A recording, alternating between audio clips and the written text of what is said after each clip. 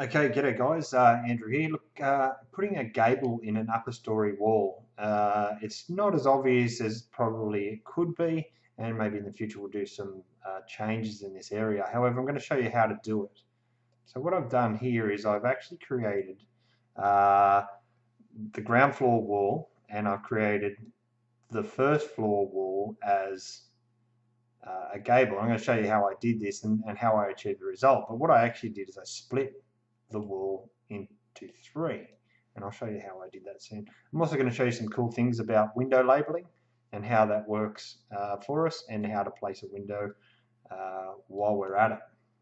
Okay, so I've set up a shortcut for my walls, and because I had this one selected, it selected the height of that wall, so I didn't really want to do that. I'm just going to go over here and hit my wall tool again. And I'm going to draw a wall 6 meters high, and I think that in the document it said it needed to be 2740 high. Yeah, obviously, if you're using Imperial version, use whatever you want as far as your heights.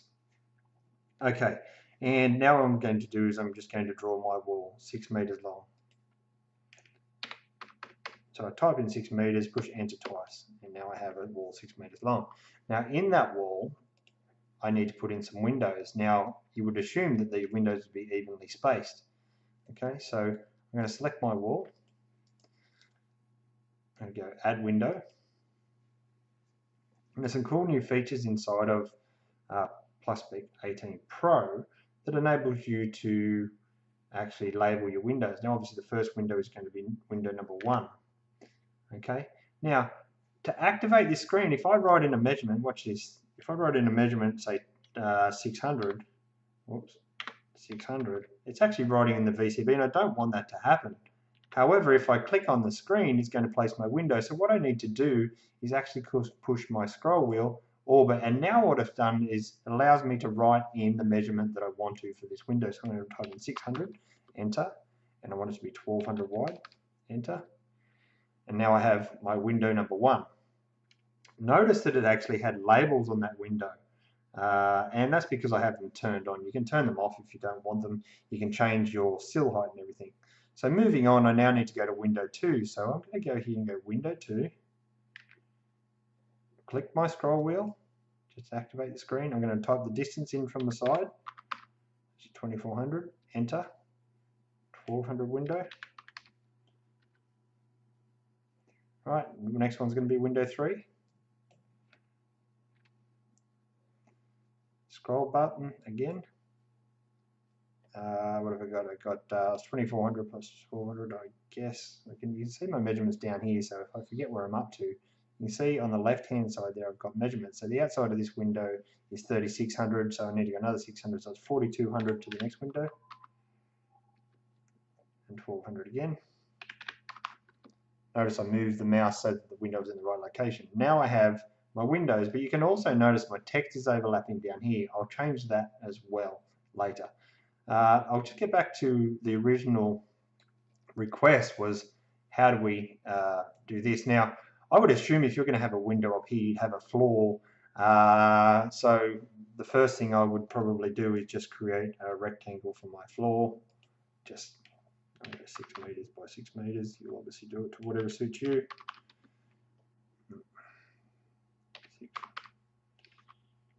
by 6 meters. Okay. Obviously, I'm going to put my floor in. You can use shortcuts to do this too. Windows preferences shortcuts, and you can type in what you're trying to assign a shortcut to. Now I'm going to include the floor because my top story wall is going to go on top of that. I'm not going to worry about ceiling. Above face or below face, obviously I want to go above face because I want my joist to sit on my wall properly. And bang, I have my joist. Now I have a distance between here and here, and I'll draw the next wall for you so we can see how we get around that. Okay, so what I'm going to do is I'm going to select my wall tool again. Shortcut is W on my computer. You might set it up as something else. Now, the first thing I need to do is actually make the top wall a gable, right? And I also want to make my bricks step down the distance of this floor. You can also see that the textures don't quite line up there as well. I can show you how to do that later. So I'm going to go in here and I'm going to go to manual overrides. And I know that my floor joist here is 300 and I know that my floor is 20. So therefore, the assumption is that my step down should be 320 millimeters. Right. I can also make my bottom wall go up if I choose, or if I actually want to be 100% correct, I'd have a flashing coming out here in brick veneer so that water doesn't run down the cavity. Therefore, I'd probably go up and then down. So I would write a minus measurement in the bottom wall.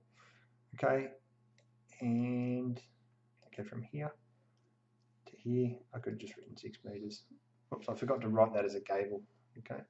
So really what I need to do is go back to my wall, edit my wall, make it as a gable, because now what I'm going to do is I'm actually going to make my wall height 45 millimeters, because it's probably the height of my bottom plate. I didn't actually check.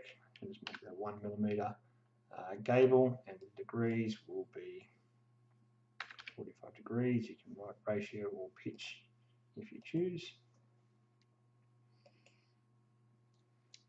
Okay, and now I have a gable. Now the thing is that I can't put a window in that wall efficiently because my header height is so low, right? So what I need to do is I actually want to figure out where my window is going to go upstairs. So I'm just going to draw a line here. And tape measure off that line. And I'm going to do the same over here. And there's 1200 opening. Now what I would do is I'll split this top wall, okay? Walls, split wall. Now, if I split it right there, it's going to make it very difficult for me because my studs aren't going, it's not going to have enough room for my studs. So I probably actually want to offset from here as well. So split wall. If I line it up with there, I'm not going to have much joy. I can line it up over here or wherever I want to do, or I could just simply offset these two lines here, and let's say 200 and 200. Okay. Now what I need to do is split the wall, and you're going to notice something funny happen. Because this is already a gable, if I split it, it's going to make a gable here, and a gable here. Let's have a look. Split wall, lined up here, and I'm also going to split it here. You can split several times in one go and push enter. Right. Now this one here is obviously going to need to be a skillion or a shed roof, and so is this one here. So I'm going to right click, walls, edit wall. I could have just selected the wall and clicked W because I've got it set up as a keyboard shortcut, but because you may not have that, I chose not to. Submit. Right here, if I select it and push W, my dialog will open. It saves me a little bit of time. And I'm actually going to go from gable to right. Now, some real benefits with doing this is that now I can actually know the height of my gable wall. Right, so from here up to here, oops, blue axis. I'm reading my VCB and I got 2245. So I'll dimension that for you so you can see it. I also should have a keyboard shortcut for dimension, which is D on my computer. Now I know the height of my my wall.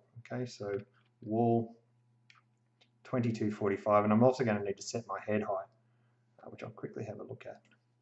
The head height here is 1.6 meters. Okay, 2245. Head height upstairs, what was that again? 1.6 meters, so 1600 millimeters. Submit. Now I can go and put in my gable to suit my window in my to suit. So windows, add window, and obviously this is going to be window number 4. I might want to change my window style or stroke, it doesn't matter. My head height there is 1600, and it's going to be window number 4. Remember to use your scroll wheel to activate the screen. And I have my guidelines that I did there before, and bang.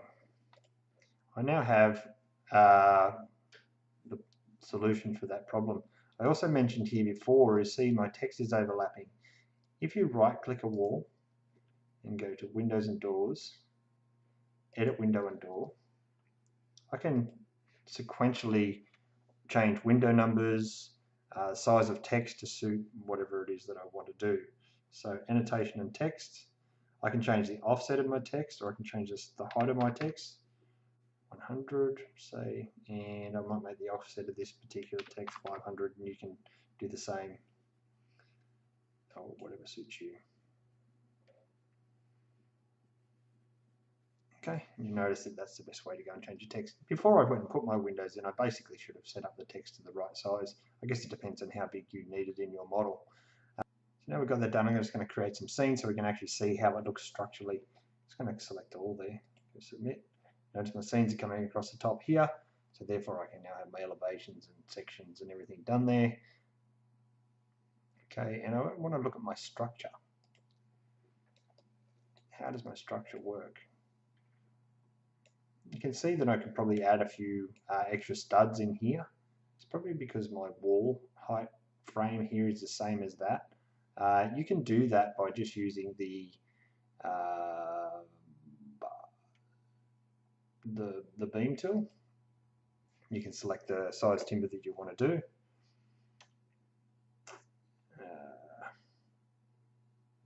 So here, choose the size timber.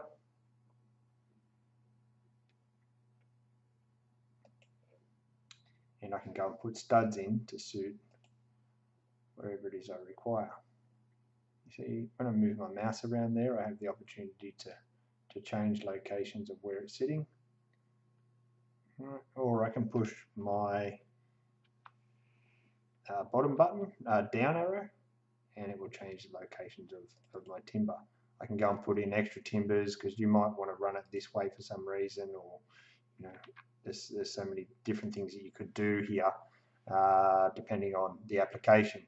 But once I've done that, essentially all I would do is I would select these two pieces of timber and I would go right click, add to wall.